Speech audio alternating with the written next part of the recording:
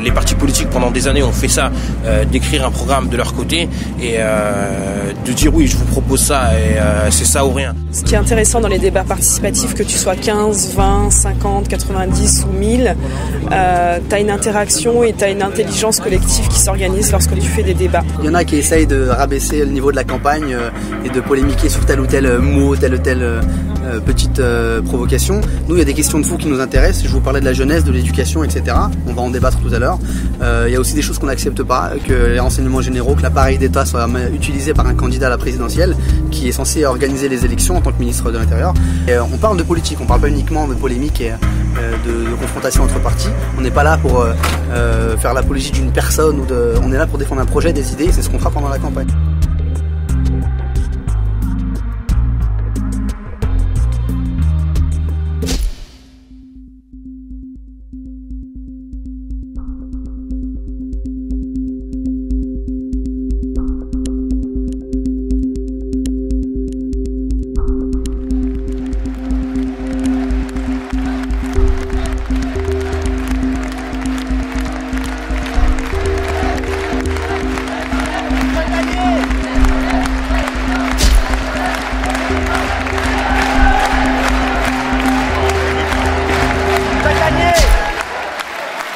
Parce que le débat participatif, si j'ai bien compris, il faut faire des propositions aussi. C'est bien ça?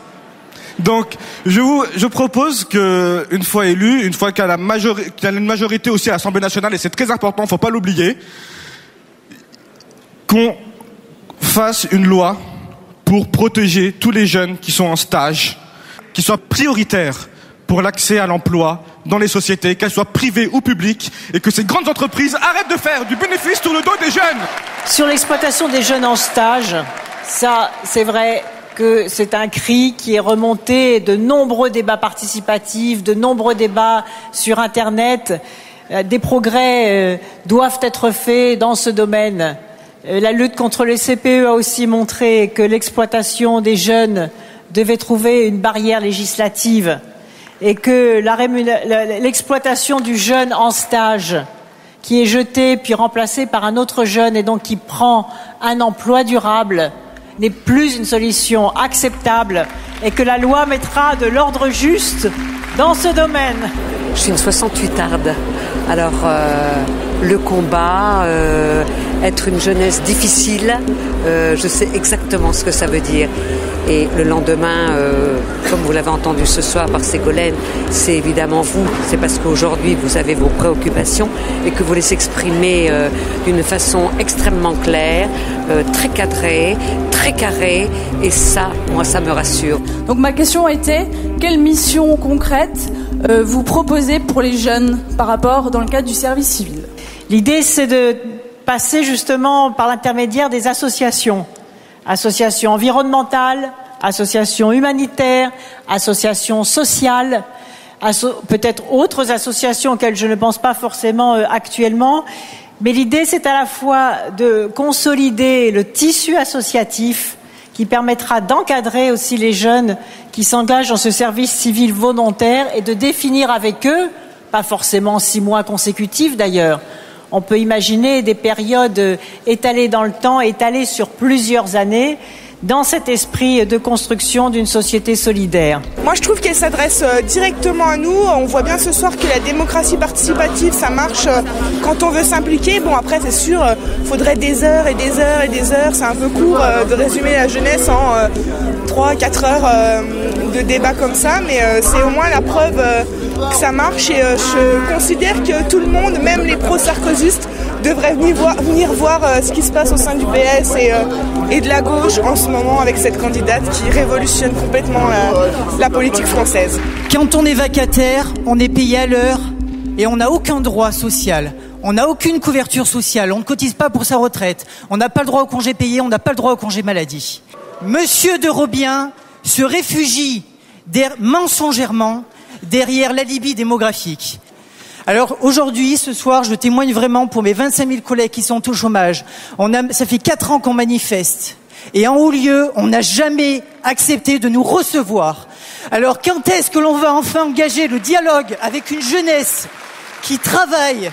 Est-ce que c'est ça la récompense du mérite? C'est la précarité?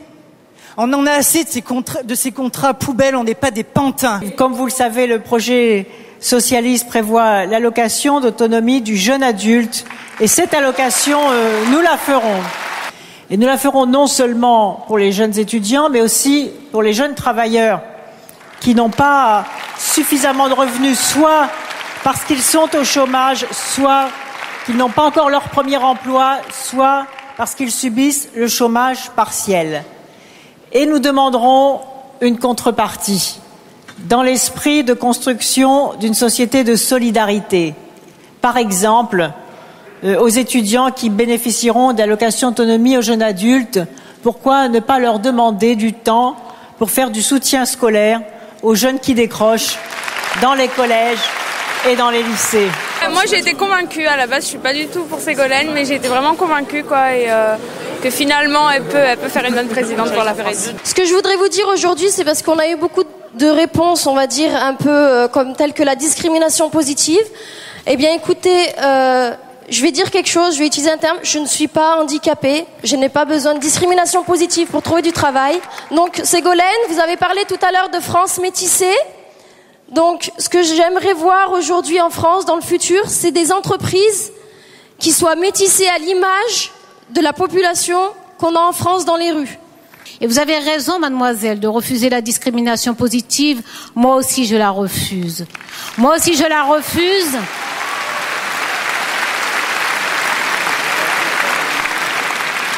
Parce que nous sommes dans une république.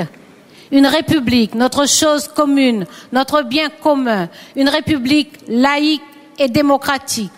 Et cette république laïque et démocratique, elle dit simplement clairement que nous devons respecter l'égalité des droits et assurer l'égalité des chances. Il ne s'agit donc pas de discriminer positivement. Il s'agit d'arrêter de mettre des obstacles. Nous les jeunes, en fait, on a une grande capacité, une grosse puissance, et qu'on est l'avenir donc de la France, et que si on s'unit et qu'on travaille ensemble, on pourra faire beaucoup de choses et changer beaucoup de choses. Voilà. Alors, comme je dois être très brève, pour illustrer mon propos, je vous raconterai juste une toute petite histoire. C'est l'histoire de Suzy-Laine.